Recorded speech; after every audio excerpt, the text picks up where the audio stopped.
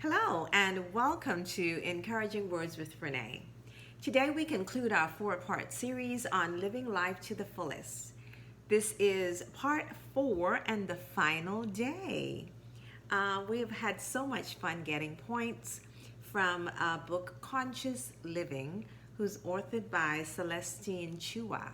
And so we're so excited about these last set of points that we're going to be giving to you today. And there are 14 of them again. There were 14 each week. We're going to start with the Bible verse taken from John 10:10, which says, I came that they may have life and have it abundantly. Yay! Happiness is more than a good feeling. It's a feeling of truly enjoying your life and the desire to make the very best of it. So God wants us to live an abundant life. He wants us to live a happy life, and that's why He put it in His Word. Happiness is like the doorway that can help us to be and do our best. Be the best you can be. You've heard that term before.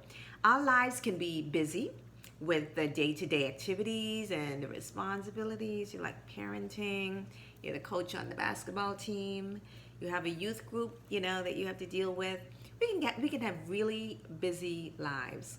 And Psalm 16:11 says, you make known to me the path of life.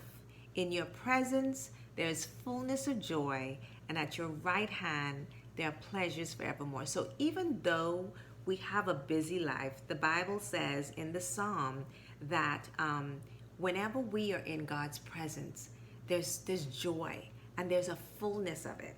So irregardless of how busy we get, how crazy things get, if we just get in that secret place, take a moment, get in that secret place and get in God's presence, we can find fullness, we can find joy, we can find pleasures. Oh, wow. That's so exciting. It's exciting. So I know that many of you multitask, just like me, and many moms out there. We're the most famous for multitasking. And it's hard for us to slow down. It's hard for us to just take a breather, But slowing down to pay attention to what we're doing and why we're doing it could mean a lot to our happiness. It can really help us to maintain a sense of happiness in our life and a sense of joy in our lives. Notice the ways that you make a difference. Live life based on values that are important to you.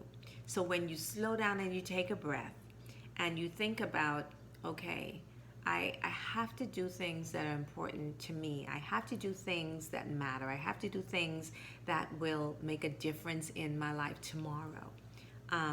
Then you'll realize that you're doing the right thing in just taking that breath. Because when you rush through things and you don't stop to think about it, you can get into trouble. You really can. It's best to slow down and take a moment and evaluate, reevaluate, and evaluate, and reevaluate, and evaluate.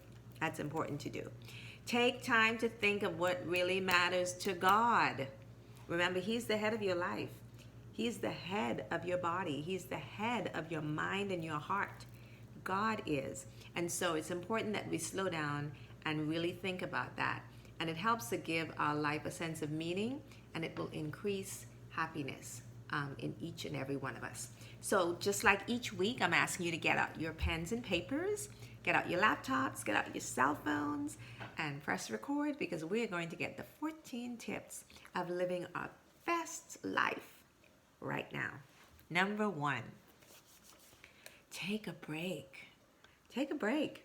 Being the best also requires you to take breaks when needed. Make sure you rest when you need it, because doing so will help you live a longer, more fulfilled life. And you'd be able to have more gas for the road ahead. You won't run on zero.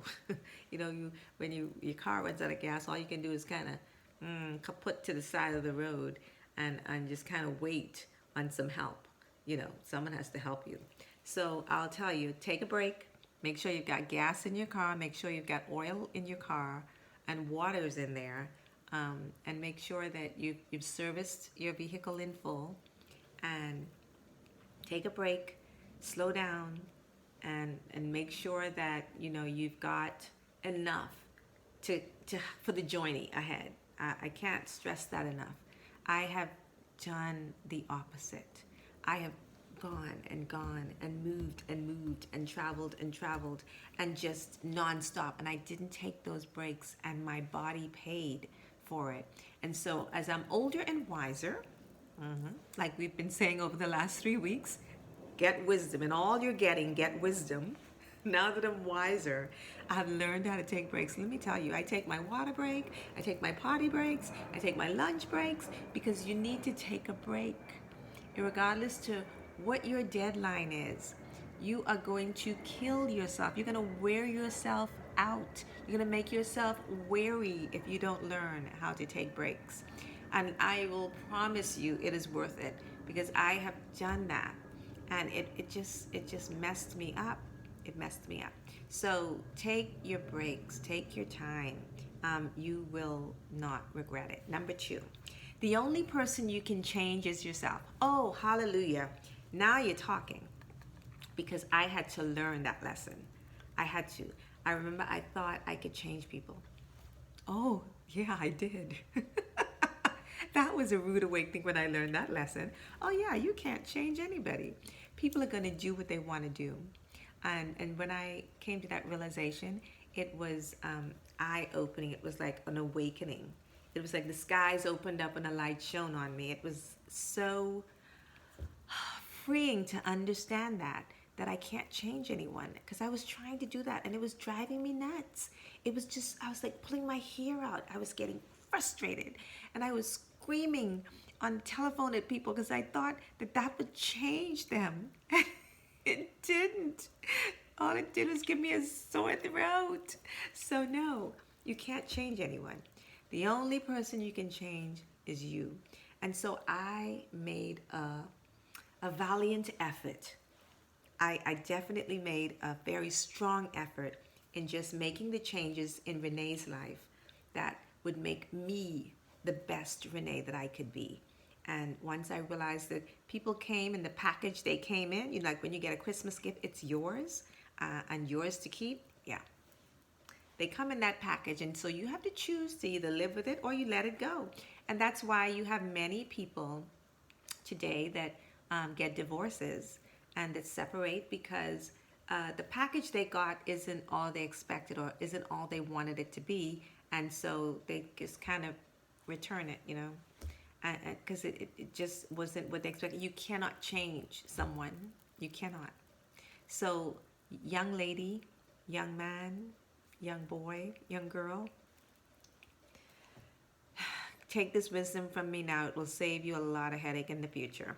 All right, number 3, practice gratitude. Be grateful for everything you have today and everything you will get in the future. Let the people you've touched know about your gratitude toward them, how much you appreciate them. You'll be surprised what little acts this can do. If you don't tell them, they'll never know. So be grateful. Tell your teacher, thank you for all of the years you taught me in school. Tell the nurse, thank you for being wonderful to me when I was admitted to the hospital. Practice gratitude. Tell your pastor, thank you for all the sermons he preached every week in church. Tell your garbage man, thank you appreciate him keeping your neighborhood clean and pristine. Say thank you to your senator, your congressman, for all the work that they do in putting laws in place so that we can live in a safe society. And so practice gratitude, even to your family members who you live with. Say thank you, thank you for cooking dinner, Mom. Or say thank you to your big brother who raked the yard. Because if we practice gratitude and we really mean it, and it's from the heart, it will help us to be more grateful for the things that God has done for us, the things that he's doing, and the things that he continues to do. If we're grateful toward one another, we'll be grateful toward God. That's really important. Number 4, let loose and have fun. You don't have to tell me that twice. Fun, fun, fun. Okay, sing at the top of your lungs. Done that. Laugh more, dance more in the rain. Done that. Run barefoot and feel the ground underneath your feet. Done that. Hug everyone you know. I've done that. Release yourself of your self-imposed shackles and be free. 2 hands. I've done them all. You can tell I love this now. This number 4, right? I do. Let loose and have fun. So whatever way is more fun for you, whatever's fun for you. If you love jumping jacks, if you love exercising, if you love football, just let loose, have fun, do the things you love, and have fun. Because I'll tell you, when you're having fun, you laugh, and when you laugh, laughter is good medicine. It's healing, and it's also good for your face. Less frowns, more smiles. So have fun. Number 5, embrace change. The only thing that's constant is change, and we all know that. Change means growth. Rather than resist it, learn to be versatile. That's important, that we learn how to maneuver and move and embrace change. Make the best out of the changes that come. In fact, become an agent of change. Decide that whenever that change is coming or asked of you, you're the first one to volunteer. Okay, bring it on. Bring the change. Because I'll tell you, if we don't learn to change and if we don't learn to be flexible, we're going to be left behind, because the world is moving really fast. And we have to learn how to fit in so that we can be effective in what we do. Even in the field of teaching, a field that I've been in for a while, you have to learn to embrace change, because the students you get on a yearly basis, they change, whether it's in kindergarten or elementary or middle or high school, whether it's in college, university, a technical school, it doesn't matter. You have to be versatile. And so you have to learn how to embrace change. And no matter which field you're in, you have to be flexible. Even a pastor in a church on the pulpit has to learn how to be versatile, because the congregation is full of different people from different backgrounds and different races.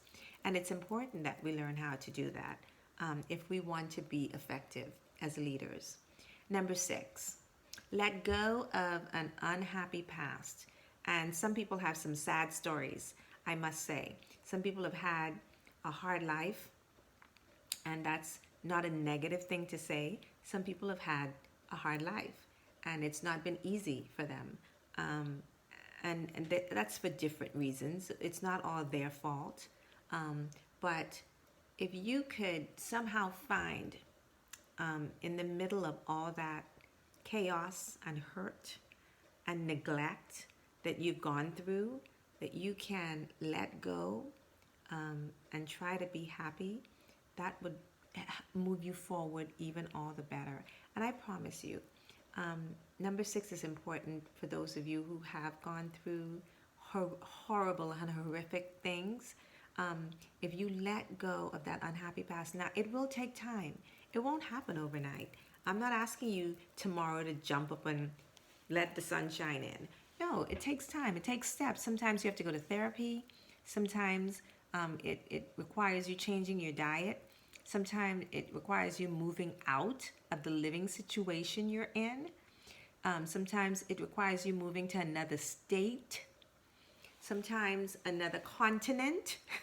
I'll tell you, there's some situations out there that require big changes, and it's not easy, and it won't happen in a day. Absolutely not. Sometimes not in 5 years. Sometimes it takes longer than that. So, but hear me out. If you let go of that unhappy past and you start today, it will have an ending. It will have an ending. There will be joy at the end of that rainbow. The sadness will go away one day, but you have to start now to try to get out of it. You have to get out of it, and it takes strength. You're gonna have to find the strength to walk and take one step at a time. I remember I was going through a really hard healing process. I had to heal from a very deep hurt, and I had been, I think, about 2 weeks into it, and I called my girlfriend and I said, when is this gonna go away? And she said, Renae, not in 2 weeks. No, sorry to tell you, it's not gonna happen in 2 weeks. And so 6 weeks passed, and I said, I'm gonna keep calling you until this goes away. And she said, yep, I know. It's not gonna happen in 6 weeks. I can promise you, on the other end of that television screen, 2 years passed. So it's not gonna happen like that. And that hurt still was there. It wasn't as intense, but it was there. Oh man, let me tell you, a full 3 years. That one situation took a full 3 years for me to heal. I'm talking the full 365 days, not missing a day. And that is a long time. But think of the people that have suffered for 7 years and 20 years. I thought I was suffering. When I heard some stories, I went, oh, mine was a piece of cake. And let me tell you, that was not a piece of cake. I suffered. I hurt deeply. And so pain is something that we can't control. It's like people. We can't control people. We can't control pain. But time makes all the difference. And I took time to say that testimony because someone needed to hear. It's not going to happen for you right away, but it will happen. Be patient and trust God, and continue to pray, continue to love, continue to try to be happy, continue to try to live each day. Don't give up is what I'm saying. Don't give up, because it happened for me. Oh, I didn't think I would feel good again, but I did. The hurt went away, and I was able to smile again. I was able to laugh again. I was able to actually forgive. I was able to see the person again and be okay. Of course my guard was up. I had a guard up because I knew I didn't want to experience that again. But I got to a point where life was bearable again. And so you can get there. You can get there. It won't be perfect. It's still not perfect. I don't think the relationship will ever be the same. But I know that is in my past now. And I can move forward without feeling like, oh, that's the person that hurt me. No, I don't react like that anymore. So you will heal. Trust me on that. The next one, number 7, embrace mistakes. The more mistakes you make, the more experience you have, the higher your chances of its success. So be more risk inclined. Don't be afraid to take risks, because the bigger risk you take, the bigger is your return. Make sure to identify lessons from each experience so that you can build on them. So embrace your mistakes, and we've all made them. Who can put up 5 hands? I only have 2, but if I had 5, I would put up 5 hands. We've all made mistakes. Absolutely. We've made horrible choices. Yeah, we have. But this is saying to us, embrace them, because you're going to learn from them. You're going to gain wisdom. This is why you can talk to your elders, because they've made a lot of these mistakes, and they can say, no, you don't want to go there. No, you don't. You want to go here. And they will help you to avoid many crazy mistakes that we make. So listen to your elders. Get some wisdom. Number 8, embrace disappointments. Many people, they try to avoid feeling disappointed, and that's me. I fall under that category. They develop a negative relationship with disappointment. However, disappointment is part and parcel of being human. It reflects your real emotions. So don't resist it. Instead, you ought to learn to channel into your disappointment emotions to create more out of your life. So embrace your disappointments. Don't let go. don't give up. I had applied for a job, and I really wanted this job because I felt like it suited me. I read, the job description, and it suited me to a T. And I was like, oh, that's for me. And I qualified according to my resume. I felt I was the best candidate. How could they not choose me? Yeah, right. How? They did. They didn't choose me. So disappointments are gonna come. That's a promise. But embrace them. And oh man, I hated that they didn't choose me. It was like crying over spilled milk. There's nothing you can do about it. But hey, it was their loss, right? Everybody agrees with me, right? Can you tell I'm so bitter about it? Yeah. Okay, number 9. Challenge your fears. All of us have fears. Fear of uncertainty, fear of public speaking, fear of risk. All these fears keep us in the same position and prevent us from growing. And we don't want to be stagnant. We want to grow. When you're watching a tree grow, you're like all excited. Oh, it's as tall as my knee. Oh, it's as tall as my shoulder. Oh, it's taller than me. You watch the tree grow, you watch the progress. And so you like excitement. You like when progress is happening. And so that's a good thing. So whenever you have fears, fear of uncertainty, fear of public speaking, fear of risk, all these fears keep us in the same position and prevent us from growing. And we do not want to be stagnant. We want to grow. So don't let these fears stop you from growing. So rather than avoid your fears, recognize that they are compass for growth, address them, and overcome them. Okay? So challenge all of your fears. And I think I have very few fears now because I had a lot more in my 20s when I was more fearful. And since then, I have challenged a lot of things that I feared. And since I challenged them and overcame them, they're not fears anymore. So let me encourage you, go ahead and challenge your fears and you'll be better for it. Because now that list is the small things that scare me, very small. I'm still not bungee jumping, by the way. Not gonna do that. It's one fear that can stay there. I'm good. All right, number 10. Maximize your mind, body, heart, and soul. Ooh, it's a big one. Maximize. It didn't say minimize.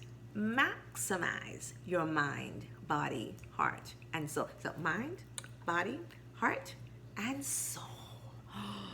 That's a lot. Living your best life requires you to maximize yourself. So that means you do it both mentally, physically, emotionally, and spiritually.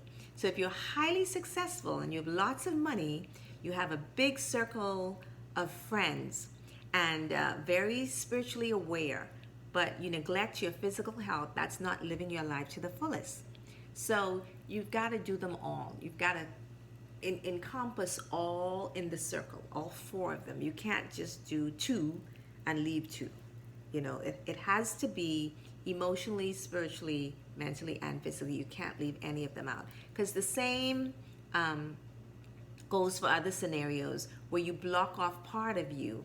You have to maximize all the aspects of you. That's like getting to know someone and only letting them to get to know 3/4 of you and keeping 1/4 to yourself. That's not fair. If you're going to give yourself to someone, if you're going to be in a relationship and start a life with another human being, you want to give them all of you and not just a part of you, because that wouldn't be fair. Because if they're giving you 100%, you should be giving back 100%. So maximize the whole of you, and then you can get the full enjoyment of life and what it offers you and what that person can offer you. Right? Yay. Okay. So love yourself is number 11. You're the one constant in life. So remember to always treasure and love yourself. Now, you do not have to tell that to some people. They love themselves. Oh yeah, big time. You can see it. Yeah. Now, I love myself, But the whole world isn't going to say, oh, yeah, she loves herself. Well, we do have individuals that really love themselves, and we know who they are. But that's not what it's talking about here. It's saying that we ought to treasure ourselves, in other words, because we don't deserve anything less. Meaning, wouldn't want to harm yourself by putting drugs in your body.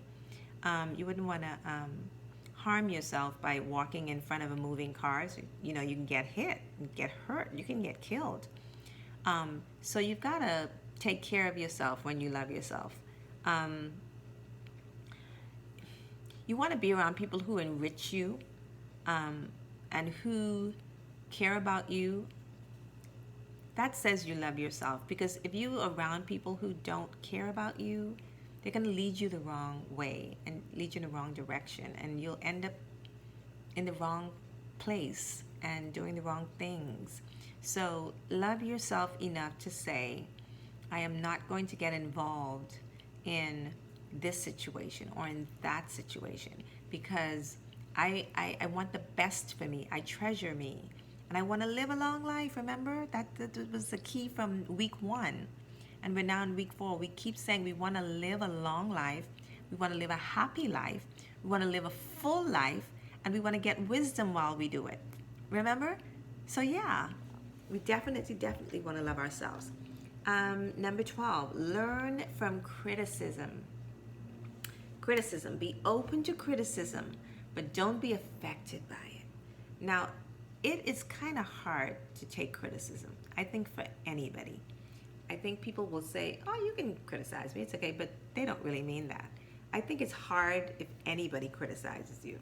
I know it's offensive, and it can hurt when people criticize you, but it's not always bad. Now, some people might mean it for bad, but it's not always bad, because you can learn from it. You can learn and be able to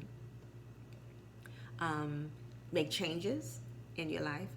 Because if someone says, okay, if you take off 10 to 15 pounds, your heart will be able to work better. It won't have to work as hard to pump blood through your body, and you'd be healthier. Then that's not hurting you, is it? What it's saying is, you can live longer if you take my advice of losing 10 to 15 pounds. What you probably are hearing is, oh, you're fat and you should lose weight. But you shouldn't hear it that way, because this is good criticism, and it is someone trying to help you. And so it's important how we take criticism too. And so it is, what I'm trying to say, it's not always bad. And even though sometimes people mean it for bad, we can use it to our advantage, okay? So learn from it. And people might criticize. Let's say you are acting, something I want to do. So if you're acting and someone says, you know, you're not a very good actor, why don't you try taking some classes? That is not bad. They are giving you advice, because when you get in front of the film producer, or whomever you have to be in front of, and you perform the way you performed for them, they're probably going to say, why did she come here? You know, so that person's probably trying to help you and save you that stress of being rejected. If you go and take some classes and then go before the producer or whoever the talent search person is, then you may get the part. So hey, that's a good way to take criticism, and those are just a few examples. But you can use your imagination and think of other situations that you were criticized in, but try to turn it around for good. Hey, remember life, we're going to look at it positively and not negatively, because we're living our best life now. Right, okay. Number 13, generate passive income. Great advice. Great advice.